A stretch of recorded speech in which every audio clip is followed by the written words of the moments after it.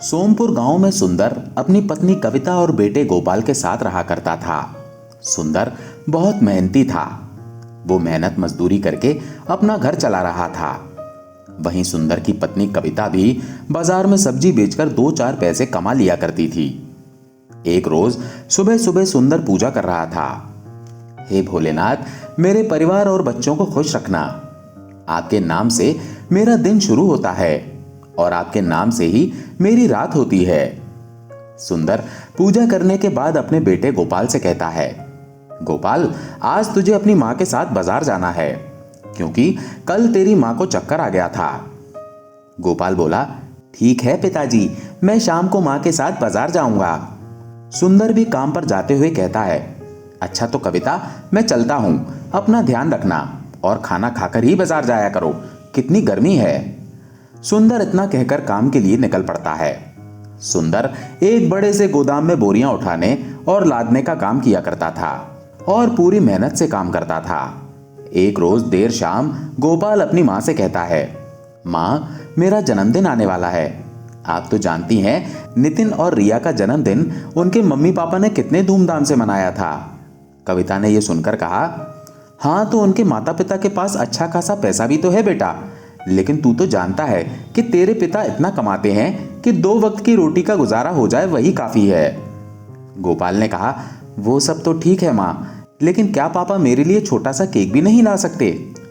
कविता ने कहा, मैं तेरे पापा से बात करूंगी, चल जा अभी पढ़ाई कर ले, तेरा 12वीं का एग्जाम आने वाला है।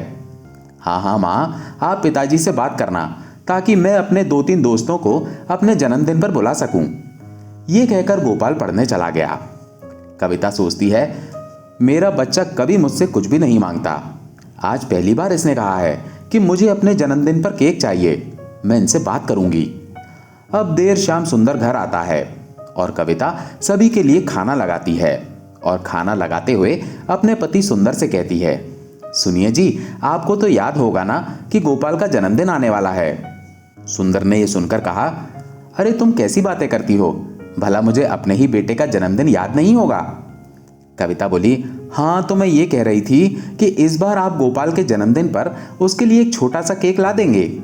आप तो जानते हैं गोपाल कभी किसी चीज की जिद नहीं करता। सुंदर कहता है, अरे तो इसमें कौन सी बड़ी बात है, मैं अपने बेटे के लिए इतना तो कर ही सकता हूं। गोपाल भी सुंदर की बातें सुन रहा होता है और वो भी खुश था। अब अगले ही दिन सुंदर भोलेनाथ को जल चढ़ाकर काम के लिए निकल जाता है और पूरे दिन काम करने के बाद अपने मालिक से कुछ पैसे उधार लेने पहुंचता है। मालिक, क्या आप मुझे कुछ पैसे उधार दे सकते हैं? आप रोज मेरी पगार से थोड़े थोड़े पैसे काटकर अपना कर्ज का पैसा वापस उतार लेना। सुंदर का मालिक जानता था कि सुंदर बेहद ही मेहनती और ईमानदार है, इसलिए सुंदर का मालिक उसे पैसे दे देता है। लेकिन जब सुंदर उन पैसों को लेकर घर आ रहा होता है तभी सुंदर के पीछे 2 चोर पड़ जाते हैं। सुंदर सोचता है, लगता है इन लोगों को मालूम है कि मेरे पास कुछ पैसे हैं, मुझे कैसे भी ये सुनसान रास्ता पार करना ही होगा। हे भोलेनाथ, मेरी रक्षा करना। इतना कहकर सुंदर जल्दी जल्दी चलने लगता है। सुनसान रास्ता पाकर जो 2 लोग सुंदर का पीछा कर रहे थे वो सुंदर को घेर लेते हैं। सुंदर उनसे कहता है, कौन हो तुम लोग और क्या चाहते हो मुझसे? देखो, तुम लोग जो भी हो मेरे रास्ते से हट जाओ, मुझे घर जाना है। उनमें से एक चोर बोला, चला जा, हमने कब रोका है, हमें तो बस पैसे चाहिए जो तेरे पास हैं। सुंदर हड़बड़ाकर कहने लगा, कौन से पैसे? मेरे पास कोई पैसे नहीं है, मैं तो खुद मजदूर आदमी हूं। तभी दूसरा चोर कहता है, शराफत से पैसे देता है या मार खाकर देगा? यहां तुझे बचाने वाला कोई दूसरा नहीं आने वाला। सुंदर कहता है, मेरे पास कोई पैसे नहीं है, मुझे जाने दो। ये ऐसे नहीं मानने वाला, इसे खर्चा पानी देना ही होगा। इतना कहने के बाद दोनों चोर सुंदर का पैसा छीनने लगते हैं और जब सुंदर उन्हें पैसे नहीं देता तो वो दोनों चोर सुंदर को खूब मारते पीटते हैं और सुंदर की हालत बिगाड़ देते हैं। अब एक चोर जाते जाते एक बड़ा सा पत्थर उठाता है और सुंदर के हाथों पर दे मारता है। सुंदर वहीं दर्द से बेहोश हो जाता है। हालांकि गांव के लोग जब उस रास्ते से गुजरते हैं तो वो सुंदर को उसके घर पहुंचा देते हैं और जब सुंदर को डॉक्टर के पास ले जाया जाता है तो डॉक्टर भी बता नहीं पाते कि सुंदर को ठीक होने में कितना समय लगेगा। क्योंकि सुंदर को उन चोरों ने पैसे छीनकर खूब मारा था। गोपाल उदास होकर सुंदर से कहता है, पिताजी आप जल्दी ठीक हो जाइए। सुंदर भी उदास मन से कहता है, मुझे माफ कर दे बेटा, मैं तेरे लिए केक नहीं ला पाया। तभी कविता कहती है, आप ऐसी बातें तो मत कहिए, अब तो बस भोलेनाथ से यही प्रार्थना है कि आप जल्द से जल्द ठीक हो जाएं। सुंदर की हालत ऐसी हो चुकी थी कि वो बिना किसी सहारे के चल भी नहीं पा रहा था। अब एक रोज सुंदर कविता से बातें कर रहा होता है और उसी समय गोपाल कहीं बाहर से घर आता है।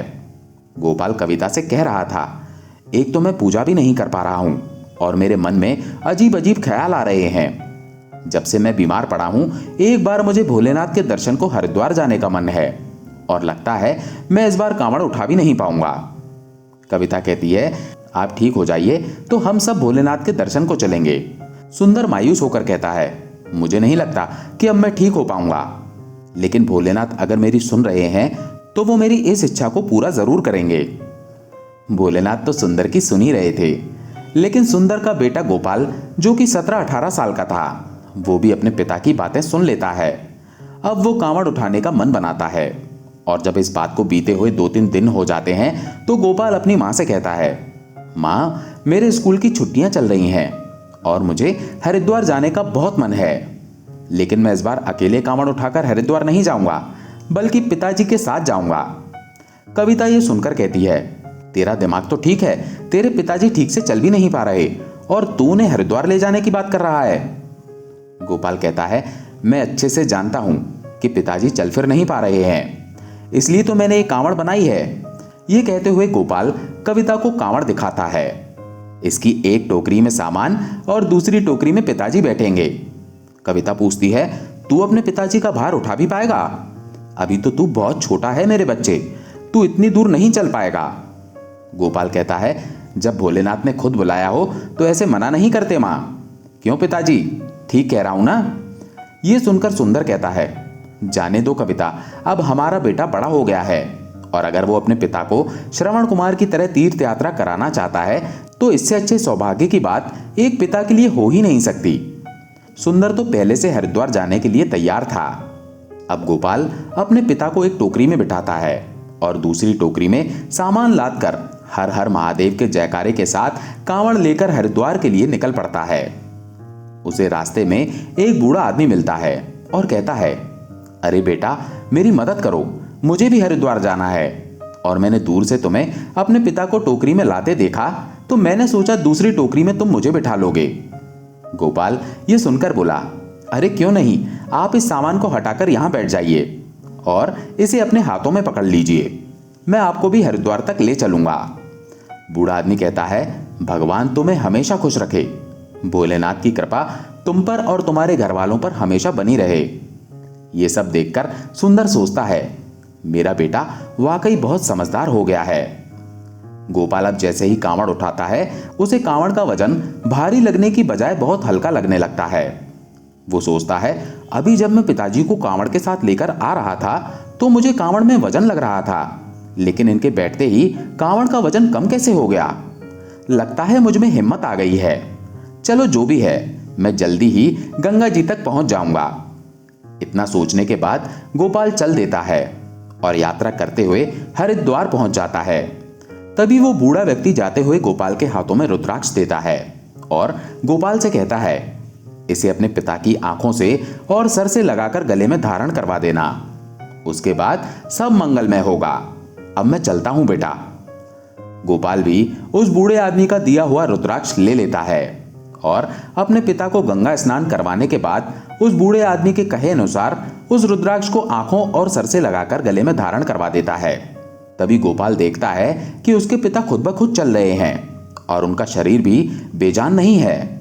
सुंदर भी हैरान हो जाता है और गोपाल से कहता है, ये क्या हो गया मेरे साथ? इस रुद्राक्ष को पहनते ही ऐसा लगने लगा जैसे मुझे एक नया जीवन दान मिल गया हो। मेरे हाथ पैर और बेजान शरीर में फुर्ती कहां से आ गई? कहीं कहीं ये बूढ़े आदमी साक्षात भोलेनाथ तो नहीं थे? गोपाल उसे ढूंढो। सुंदर और गोपाल उस बूढ़े आदमी को आसपास सब जगह ढूंढते हैं, लेकिन वो बूढ़ा आदमी उन्हें नहीं मिलता। असलियत में तो वो बूढ़ा आदमी साक्षात महादेव ही थे, जो बूढ़े व्यक्ति के रूप में सुंदर की मदद के लिए आए थे और गोपाल की परीक्षा लेने। गोपाल अपनी परीक्षा में पास हो जाता है और भगवान भोलेनाथ सुंदर को पूरी तरह ठीक कर देते हैं और गोपाल की कांवड़ यात्रा भी सफल होती है। दोस्तों, आशा है ये कहानी आपको पसंद आई होगी। अगर पसंद आई हो तो वीडियो को लाइक करके कमेंट में ओम नमः शिवाय जरूर लिखें। ओम नमः शिवाय।